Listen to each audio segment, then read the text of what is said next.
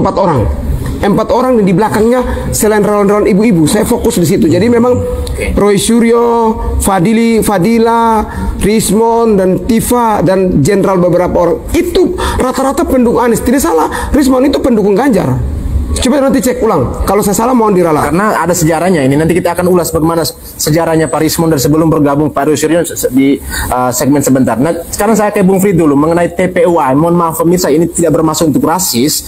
Jadi ini kita melihat rasionalitas dalam berorganisasi. Ada tim pembela ulama dan aktivis. Nah, Bung Frit yang pernah bergabung di dalam teman-teman bersama teman-teman ini, apa motif ini tim pembela ulama harus terjun untuk memburu ijazah Pak Jokowi? Apakah ada konektivitas antara organisasi ini dengan ijazah Pak Jokowi? Sebelum masuk ke situ, saya selesaikan yang pemakzulan. Di dalam Undang-Undang 7A, 7B, Undang-Undang Dasar 45, syarat untuk menggulingkan atau memakzulan kalau impeachment presiden dan wakil melanggar dulu pengkhianatan negara, suap, korupsi. Emangnya Gibran lakukan itu?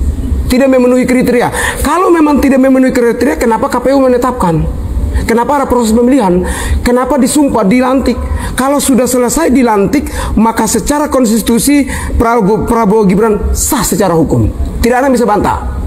Jadi menurut saya nanti voting di DPR juga 7 fraksi lawan 1 fraksi. PDIP untuk sementara oposisi. Kalah voting, maka ini tidak akan dibawa ke MPR. Secara DPR suara koalisi di Prabowo Gibran lebih kuat. Enggak, jadi masalah, gini, sebelum masuk ke nanti ke MPR DPR, menurut saya DPR MPR pun isinya manusia-manusia waras gitu loh. Mereka menurut saya akan sangat konyol ya kan apabila mereka memberikan ruang terhadap usulan dari hanya 300 orang ini, dan usulan ini tidak berlandaskan fakta-fakta hukum atau konstitusi kita dan termasuk riset ya kan. Sedangkan di DPR sendiri itu masih banyak yang harus mereka kerjakan. Ya, undang-undang. Ya, masalah apa namanya? Undang-undang perampasan aset, terus undang-undang pemilu, undang-undang PPRT, undang-undang Polri, undang-undang KUHP ya kan.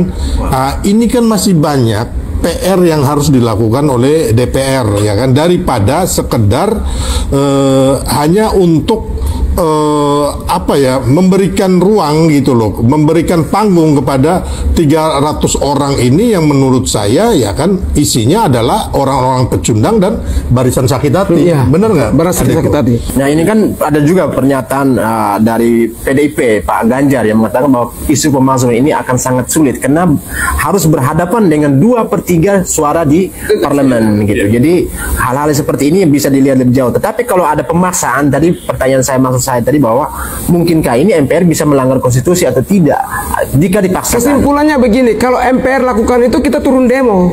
Itu kan rumah rakyat, bukan rumah mereka.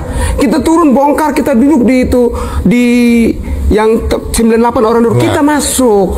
Kita Tapi pendukung itu Prabowo terlalu jauh ya. Saya pikir terlalu jauh karena memang tidak ada semua alasan atau reason untuk diadakan pemaksulan. Ya kan? Contohnya kita bukan ngomong.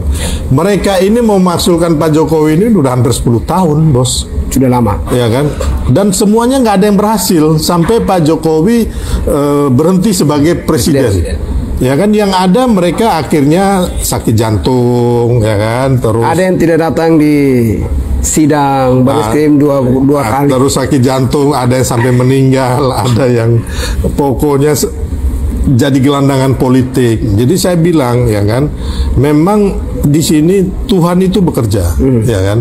Janganlah Anda melawan orang baik dan orang benar. Betul. Gitu loh. Nggak usah dibalas pun, akhirnya mereka yang mati sengsara sendiri.